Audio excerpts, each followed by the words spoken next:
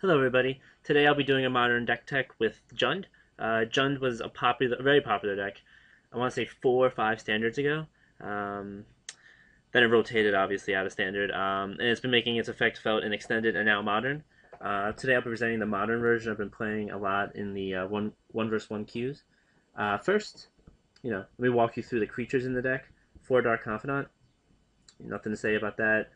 2 mana, 2/1, pretty efficient body already. Add on the fact that it just provides such card advantage. Dark Confidant unchecked for 2 or 3 turns in this deck is usually game over for the opponent. Um, on the opposite side of that is Tarmogoyf, one of the most efficient creatures ever printed. 2 mana often provides you with a 4/5 or 5/6.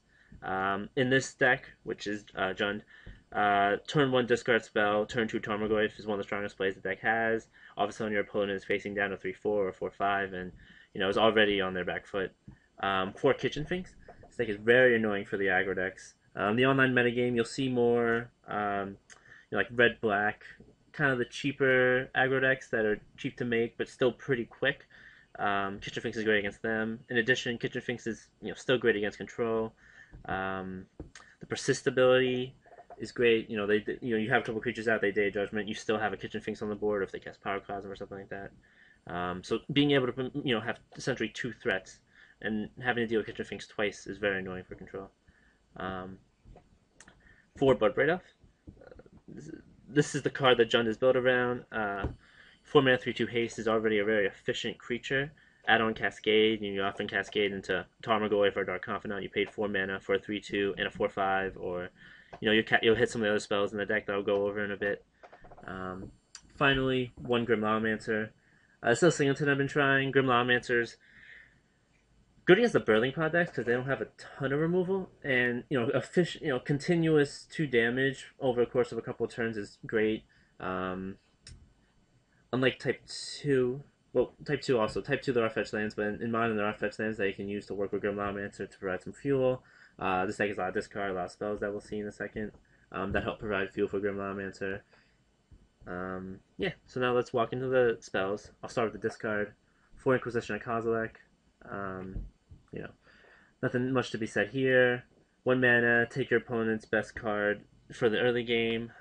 You often hit Dark Confidants, Tarmogoyfs, Mana Leaks, ways for Tron to put their pieces together. So that card's always great.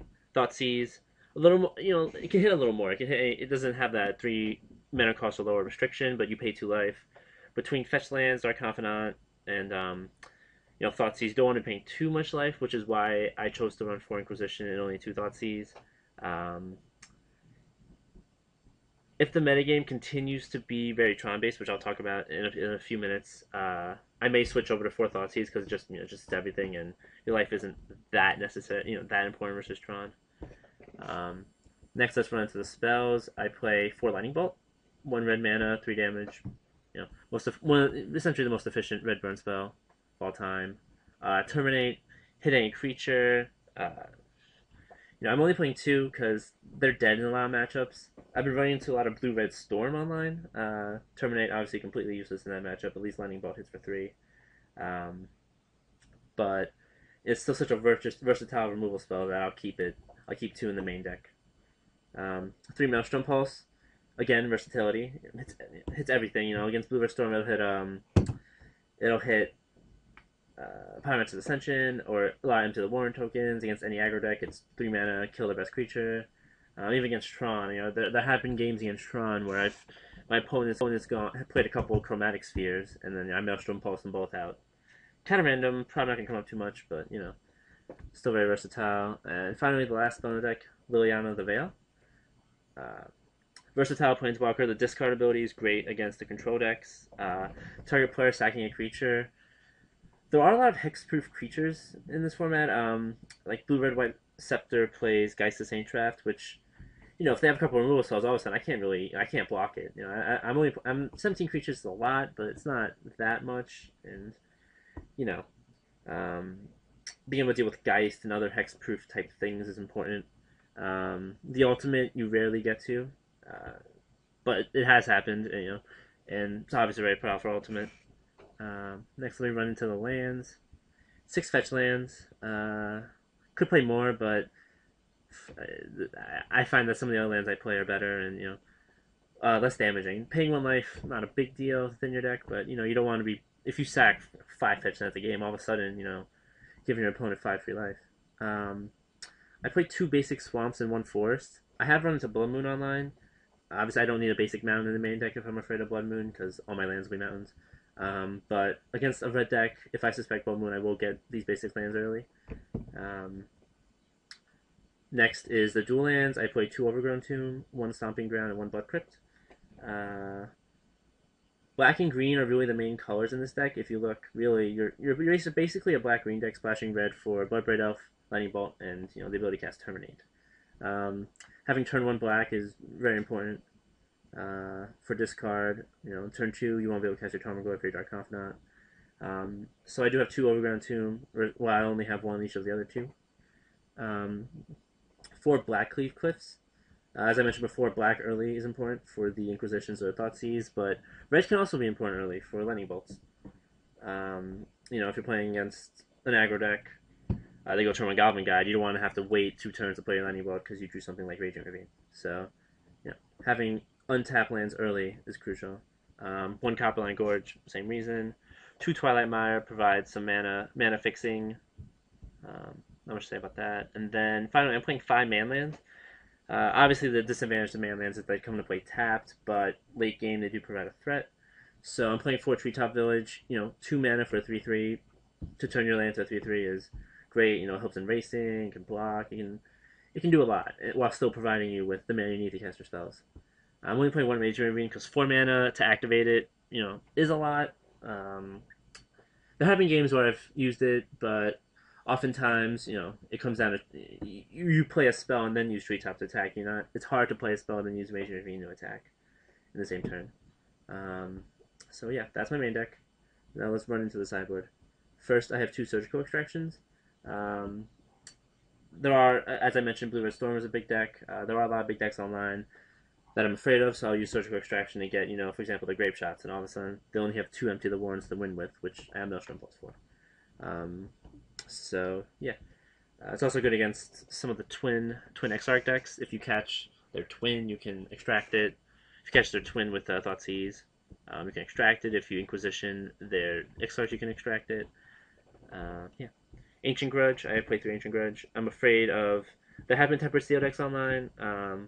Also, the Ice Crown Scepter deck I mentioned earlier. Ancient Grudge is very useful against. I may drop down to 2. I haven't been boring these in really too much recently. 2 Seal Primordium. You may ask why not just play Naturalize or any of those other type things, but Seal Primordium is much better with Cascade. Being able to Cascade and then put Seal into play instead of having to cast it right there and then is so important. For example, I played Bloodbraid Elf, hit Naturalize, my opponent has no enchantment or artifact, and the turn after they play Ice Crown Scepter, I'm in big trouble. But with Seal Primordium, cascading into it isn't a complete disaster like it is with Naturalize. 2 Jund Charm. Just Modern is a very, very wide format, so you want to have sideboard cards that can do a lot. Obviously, if I was afraid of something, like fairies or some sort of spell store starting dealing quick deck, I could play Volcanic Fallout. I choose to play 2 Jund Charm because they're more versatile. You can board in these against aforementioned Blue Red Storm. Any aggro deck dealing 2 damage is crucial. It not dealing 2 damage to yourself can be important, unlike where Volcanic Fallout will hit you for 2. And the +1, the 2+1/+1 counters I've used, but sparingly, not too often. I played 2 Grafdigger's Cage. I'm probably gonna up these to 3. I've been playing these a lot online. I've been playing them a lot recently. They're great against the pod decks. As you can see, creature cards can enter the battlefield from graveyards or libraries, so it just completely shuts down pod. Pod I've run into a lot. Obviously, red, green, white. They have the most. It's the 3 colors with artifact destruction, so they can deal with it. But you have discard spells. I mentioned you have Inquisition, you have Thoughtseize. A lot of their artifact removal is creature based, and if they don't have it in their hand, they won't be able to Court of Calling for it or a Birthing Pod for it. This could also be useful against zombies. If zombies is a deck, it stops Undying, it stops Persist, it stops Gravecrawler from coming back. You have to watch out that it does stop your Persist, so your creature things won't come back if Grafdigger's Cage is in play. But yeah, Next is Thrun. I usually board in Thrun against the Tron decks or some sort of blue X control. Um, Uncounterability is great. Hexproof is obviously useful. They can't path exile it. They can't terminate it. Maelstrom pulse it. Regeneration is useful. I'll bring this in against blue decks. I have brought it in against decks like mono red. It's such a big body. If they can't burn it, they can't get through it with like Hellspark Elemental or things like that. 2 Combust. Those are for the Delver decks I've run into. I think in terms of online Modern, I don't think Modern's really been, people aren't really trying to innovate in Modern yet, as they are in Type 2, where you see all these Delver Restoration Angel decks. But I am afraid of certain Delver decks, and, I think Combust is uncounterable and dealing 5 damage is just, it can't be topped. Finally, One Thought Seize. I like having the extra discard spell against combo, against Passive Flames, against Tron. Just being able to strip them of their best spell can buy you the couple of crucial turns needed in order to kill them with your Blood-Red Elves or Dark Confidants. So thanks for listening. If you have any comments on my deck build, or you want to know more, or if there are things you think that I can maybe replace, like you don't like the Terminate, you think maybe I should be playing something else, let me know in the comments. Cards I have been considering. Regulating Tron's been kind of beating me down recently. I've been considering some things like Stone Rain, Molten Rain, Rain of Tears. Obviously, Molten Rain's the best, dealing 2 damage.